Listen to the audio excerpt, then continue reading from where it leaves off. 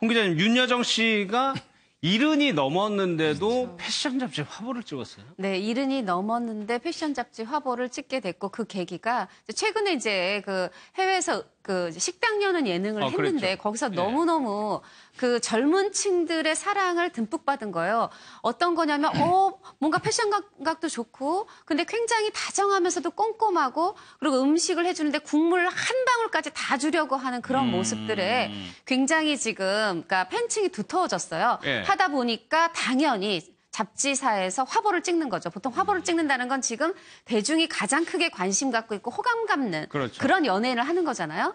근데 아니 저는 보니까 정말 70살이 넘으신 나이일까 싶게 예. 그 몸매도 뭐 군살이 없으시고 그 아주 화려한 프린트의 원피스든 롱 드레스든 다 소화가 가능하신데 제가 보기에는 또 이 빼놓을 수 없는 눈빛 뭔가 무심하면서도 카리스마 넘치는 그 눈빛이 멋있는데 예. 바로 이렇게 화보를 찍을 땐 이렇게 카리스마 넘치다가 식당에서 남 불고기 볶아 줄 때는 하나라도 그렇게 더 뇌에 챙겨주려고. 땀을 흘려가면서 하니까 그 모습이 보기 좋고 예. 사실은 그 식당에서의 패션도 사람들이 이거 어디 거야 막 이러고 찾아보고 그랬어요. 왜 그랬냐면 예. 본인이 생각을 하신 거, 내 나이에 이 아무리 더운 나라라고 짧은 숏팬츠는 좀 아니다. 그럼 어떻게 할까 해서 흰 무명의 어떤 티셔츠를 입는데 속옷이 살짝 비치는 거예요. 예. 근데 그거가 저거 흔히 이제 여성들의 그래요? 시스루 패션이라고 하는데 20대, 30대도 소화하기 힘든데 70대 윤여정이 저렇게 섹시하다 예. 하면서 저거 어디 티셔츠길래 저렇게 예뻐?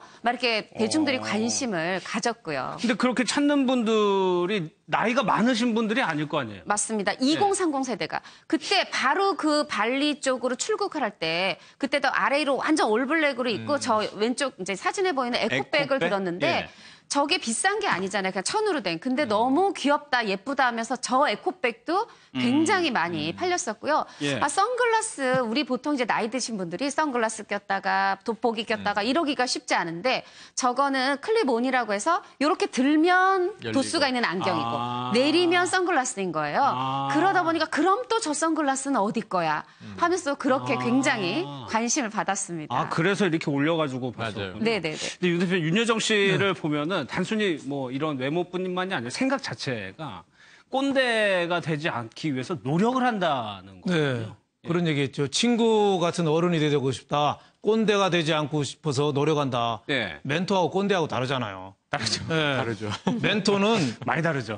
물어봐야 대답하는데 꼰대는 물어보지도 않아도 대답하고 또 멘토는 미래를 얘기하고 우리 같이 할 거를 얘기하는데 꼰대는 왕년에 말이야. 그래서 지난 얘기만 하잖아요. 그 차이가 크죠. 멘토는 또 밥값, 술값을 내주는데 꼰대는 얻어먹으면서 큰소리 치고 이런 측면에서 꼰대하고 멘토는 차이가 많은데 윤여정 씨 얘기하는 거 보니까 저분이 멋진 70대, 지금 71살이거든요. 예. 그렇게 사는 게 이유가 있는 것 같아요. 친구 같은 어른이 되고 싶다. 꼰대가 되지 않고 싶어서 노력한다. 또 내가 좋아하는 사람과 일하는 게 최고의 사치다. 이런 얘기도 이거 쉽지 않거든요. 예. 저 연세 되면은 이제는 은퇴하고 포기하고 뭐 돈이나 내 노후 자금 모자랄까 하고 돈이나 세고 수다나 떨 정도 나이에 내가 좋아하는 사람하고 일하는 게 최고의 사치다. 이런 얘기하면 일에 대한 열정 그런 게 있는 거죠. 연세대 명예교수 김영석 교수가 네. 올해 98세인데 그분 책이 100세까지 살아보니 책이 있는데 거기 인생의 황금기는 60세에서 75세라고 써놨거든요. 황금기가요? 황금기 60에서 75세가 그 전에는 아주 뭐 고난도 많고 했지만은 그때는 60부터 75세는 오히려 제2 사춘기가 돼서 새로운 창의력도 나오고 하고 싶은 것도 그렇게 이게 구속되지 않고 마음대로 할 수 있어서 자기가 볼 때는 최고의 황금기가 60에서 75세라고 했는데 윤여정 씨도 고생할 거는 왜 40대, 50대 다 했잖아요. 일찍 그 조영남 씨랑 미국 가서 이혼하고 혼자 들어와서 애 둘인가요?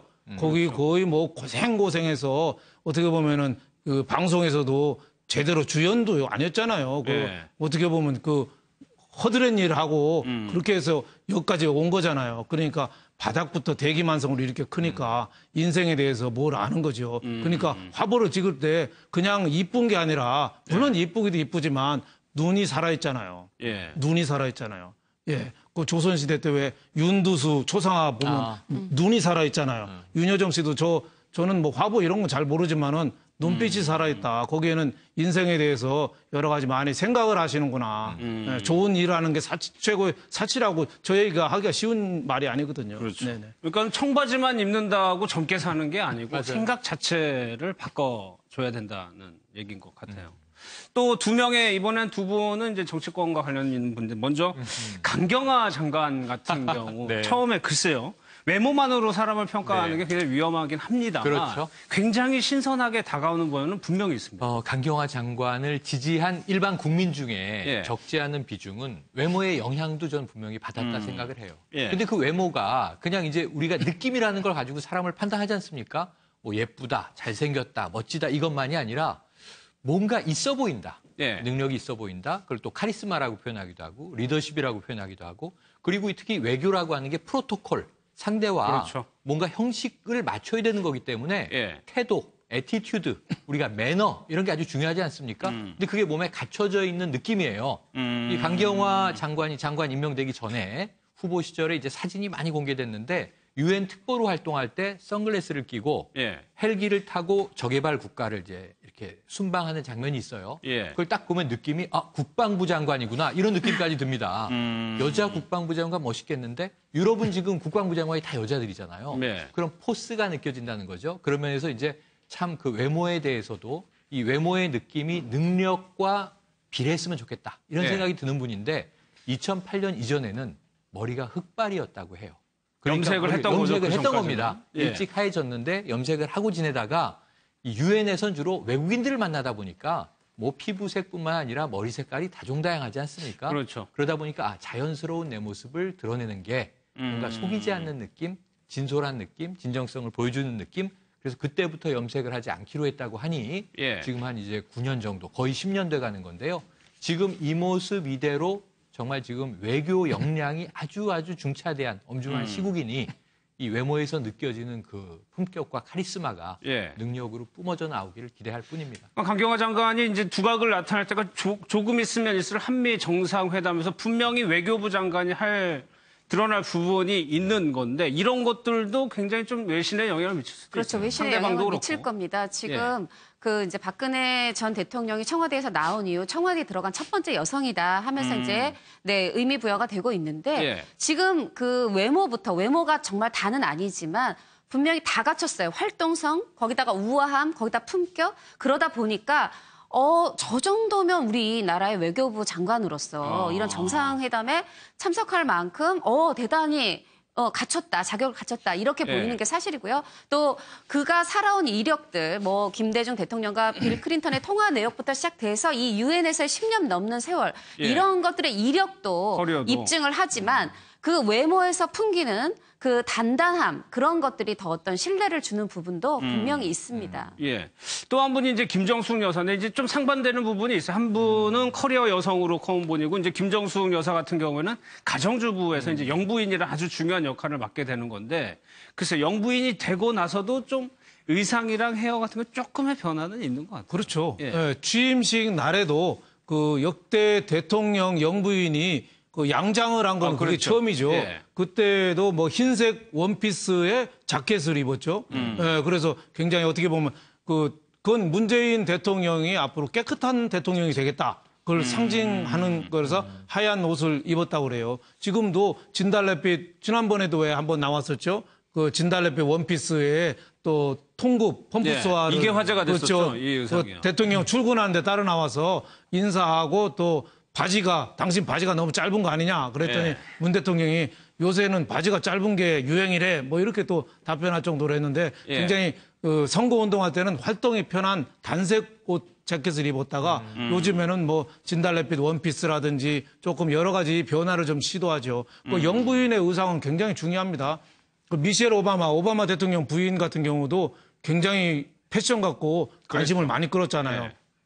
그때 동성연애 논란이 있을 때는 동성연애에 찬성하는 사람이 만든 옷을 또 미셸 오바마가 입고 나오기도 하고 예. 여러 가지 또 중저가 브랜드 옷을 입고 미셸 오바마가 나와서 굉장히 그런 옷이 관심을 끌고 하기도 했는데 예. 김정수 여사도 퍼스트 레이디 룩을 조금 해서 앞으로 이쪽에 소비 산업도 좀 살아나면 좋잖아요. 예, 그 예. 박근혜 전 대통령도 왜 경제를 얘기할 때는 빨간 옷 입고 나오고 또 담화문이나 비상한 거 얘기할 때는 남색 자켓도 그렇죠. 입고 뭐 예. 이런 식으로 했는데 김정숙 여사도 영부인도 퍼스트 레이디로서 그 소비 진작에 굉장히 도움될 수 있는 그런 패션이나 이런 걸 선택한다면 국민들이 굉장히 좋아할 것 같습니다. 지금 4050 커뮤니티를 보면요. 물론 취임식 날 입으신 거는 이제 맞춤 정장이었죠. 네. 흰색 재킷이지만 거기다 20칼을 연상시키는 한국화를 연상시키는 자수를 놔서 품격을 갖췄고 근데 그 외의 것들을 보면 사실 그 톤급 퍼프스도 그렇고 옷도 그렇게 비싸 보이지 않아요. 그래서